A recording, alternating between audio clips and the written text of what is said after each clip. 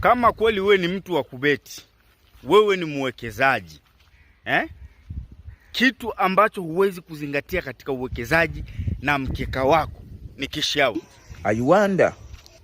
Kwa sababu tunaambiwa hivi, tunatakiwa tuweke pesa ambayo tupo razi kumwachia muhindi atutunzie. Sisi hatuliwi.